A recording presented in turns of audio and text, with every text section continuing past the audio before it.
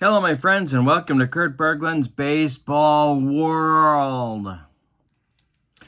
You know, whenever I'm stopped on the street by my friends, and that's happening on an increasingly frequent basis, and may I also say, somewhat unsettling basis, one of the questions that I get, of course, is, Kurt, how do you keep your hair so gosh darn shiny and lustrous?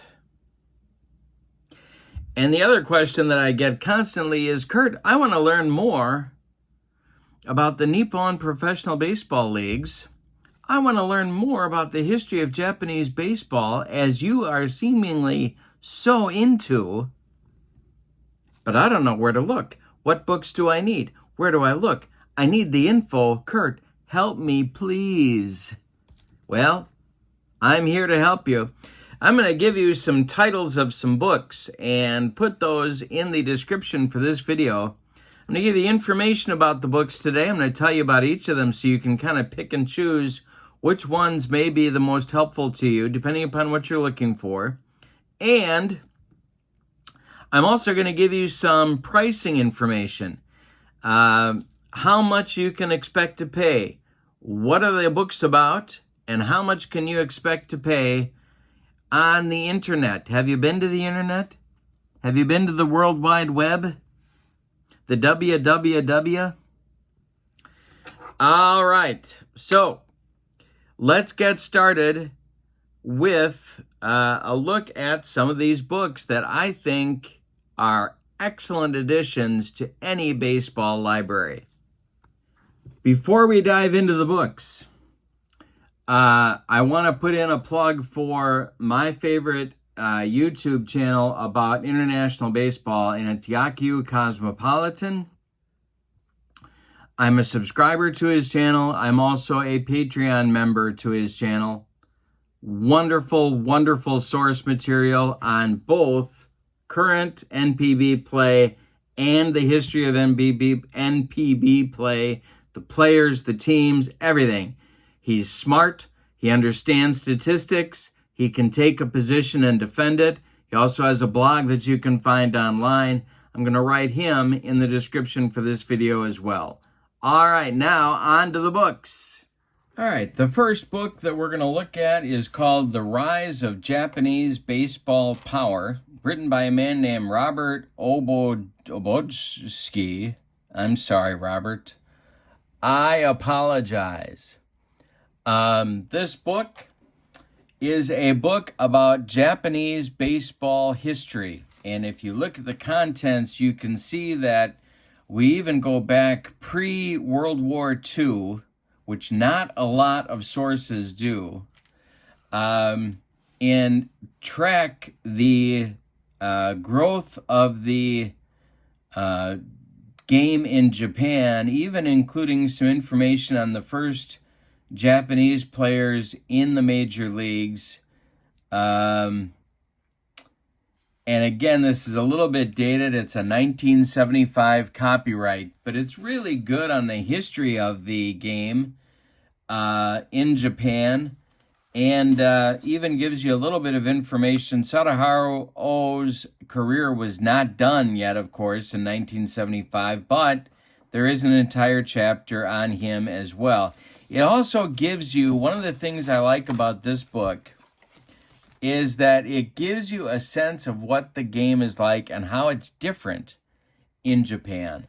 The other thing that this book does is it's really good with pictures. There are stats, there are pictures that you can, start to get a visual of some of these players.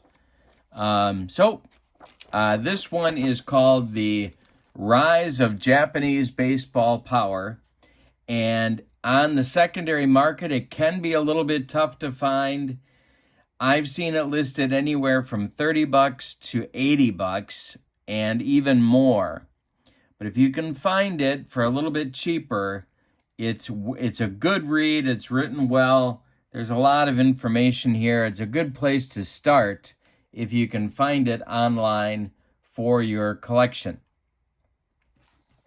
All right. The next book is one that is a little bit more well-known. This one is called You Gotta Have Wa. It's written by a man named Robert Whiting, who's a pretty prolific writer about Japanese baseball. He has a blog that you may have seen. You can find it online. It is on a pay site. And what he does, the book is very much a sort of, the copyright date here is 1989. The book is very much an attempt to give you an idea of how Japanese culture intersects with the game of baseball in Japan. Now, it's written and it's gotten some criticism online in online reviews. If you look this book up, you'll find that Robert Whiting writes from the perspective of a Westerner. He can't help himself because he is a Westerner. But it's seen as a little bit judgmental by the critics of the book. Having said that, it definitely does give you a glimpse into that culture and sport interaction in Japan. I like the book. I also understand the criticism. So if you buy it, you gotta read it with that kind of in mind. Robert Whiting, You Gotta Have Wa, 1989 copyright is my edition. You can see how much I paid for it at Half Price Books, $5.49.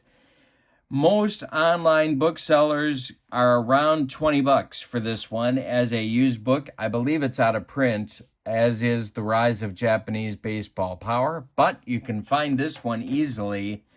And if you know where to look, you can pay less than $20. It's a good book. Next is another book from the perspective of a Westerner, and this one is written by Warren Cromartie with Rob Whiting. It's called Slugging It Out in Japan, an American major leaguer in the Tokyo outfield. Warren Cromartie spent 5 or 6 seasons in Japan. This book has a 1991 copyright. This is a first-hand account, of course, of an American who goes to Japan and plays there. In this case, as you can see, Cromartie played for the Yomiuri Giants. And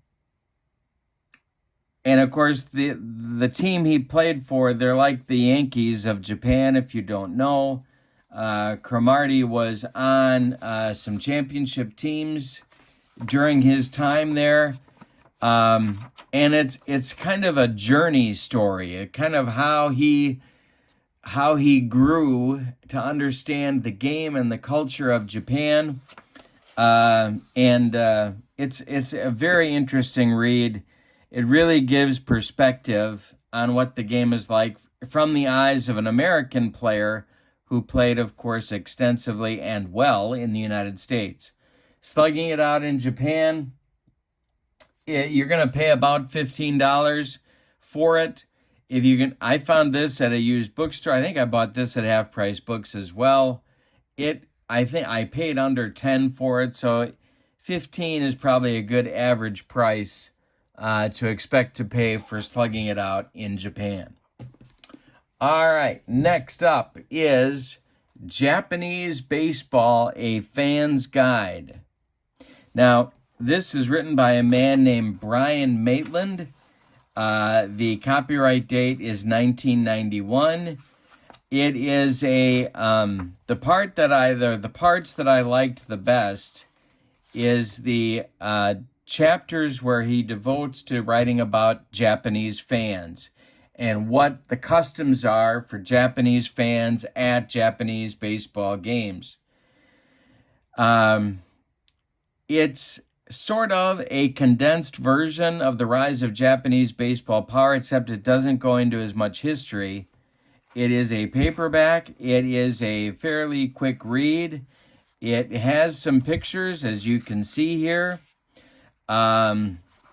It's good on culture. It's kind of a good overview of NPB in the early 90s, late 80s, early 90s. Brian Maitland. This one can be tough to find as well.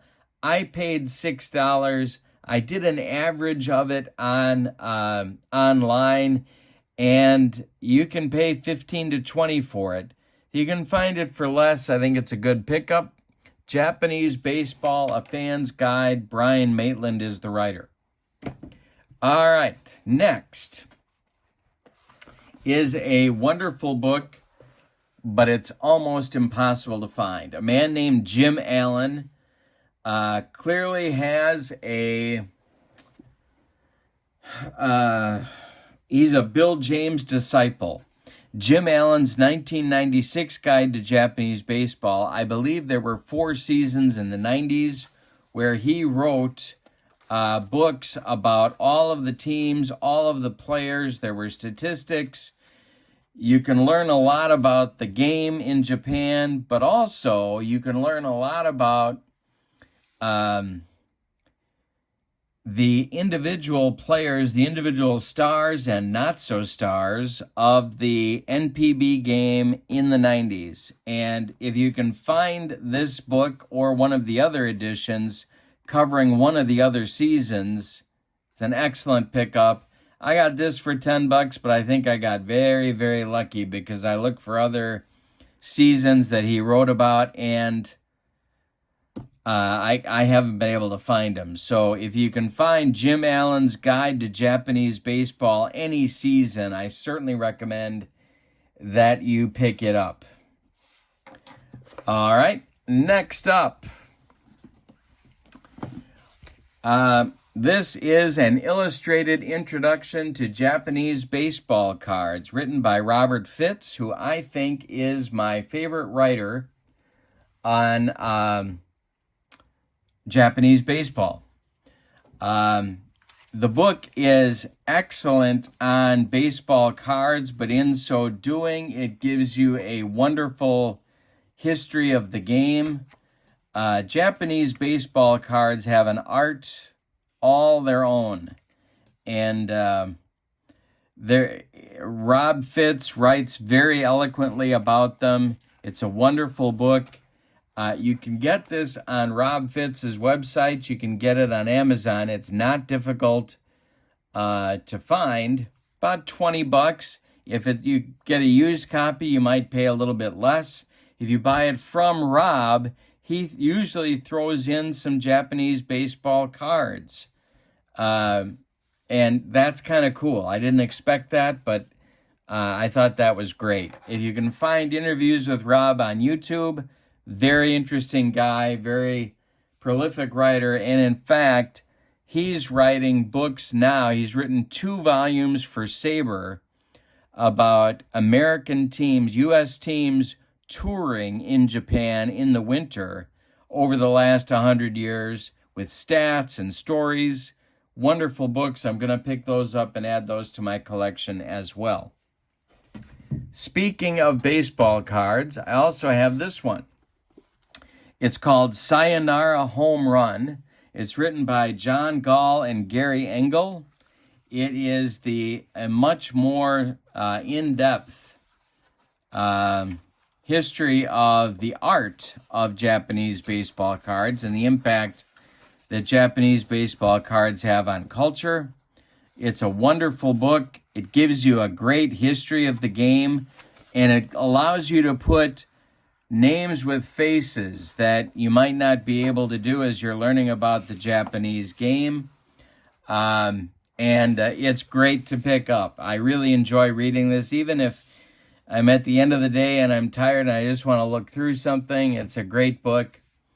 This is about $40 used online. You can find it for less if you are persistent in your search. Speaking of baseball cards, one more.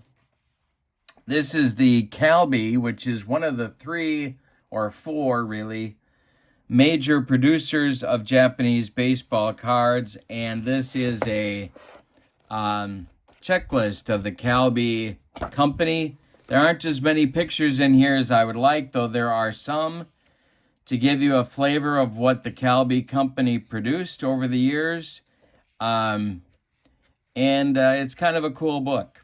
It's over $30, though. I wouldn't pay $30 for it. I'd wait until you find it a little bit cheaper. So this is the 50th anniversary Calbee baseball card book. And now we come to the big two. My two favorite. The first one is also by Rob Fitz. This is Remembering Japanese Baseball. This is a book, if you want to know about Japanese baseball, and you're only going to buy one book, buy this one. This is like The Glory of Their Times, except it's for, I believe it's all Westerners playing in Japan. No, that's not true either. There are some Asians playing in Japan as well here. Each one gets a chapter, just like The Glory of Their Times, and it's an interview book. And Rob Fitz asks great questions. The foreword to the book is by Rob Whiting, who I've mentioned earlier in the video. You learn so much. It's an entertaining read. It's got that U.S. frame of reference to help you understand what's going on in the game. Fantastic book. Very wonderful read. And best of all, you can pick this one up for $15, maybe a little bit less, online, or you can go to Rob's website and buy it there. Remembering Japanese Baseball and Oral History of the Game. Last but not least, this is Japanese Baseball, a Statistical Handbook. It's written by a man named Daniel Johnson. The book, this is the baseball encyclopedia for the NPB.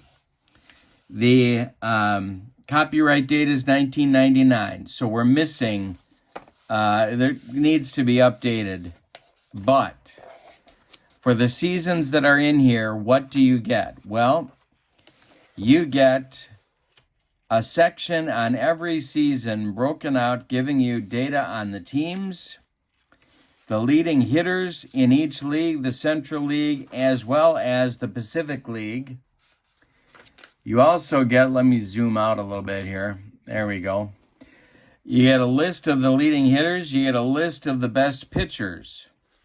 You get the award winners, the league leaders in home runs, RBIs, wins, strikeouts, later on saves, and the MVP award for the league, the Sayonara award, which is the Cy Young award for the league, the Rookie of the Year, the best nines, and the Gold Glove. The best nines are the best players at each position. Then you get it for the other league. We did it, I showed you for the Central League. This is for the Pacific League. Same thing. Standings, first and second half, batting champion, qualifiers, the best hitters, the best pitchers, and then your league leaders and award winners. Also, you also get some very helpful records in the back, single season records, career records, and a bibliography, which is wonderful. It gives you more sources to look at, and an index where you can find, if you're looking up Sadaharu O, you can find all the pages where he's listed. This book is wonderful. Japanese Baseball, a Statistical Handbook. There's no analysis. It's all numbers, but it's wonderful numbers. And if you want to really get a sense of the big names, they're in here. You're going to pay $40 or more for this, but it's worth it. Try and get it when it's close to that $40 range. You can pay more than $100 for a copy. There are also soft cover versions of this. I have a hardcover, but there are soft cover versions for a little bit less as well. Now, if you live in a reasonably close proximity to a urban area, you may find a used bookseller in your area that can help you out with any of these titles. Thriftbooks.com is where I try and go for all of my used bookstore needs for baseball, for anything. Thrift Books is wonderful and they're cheap.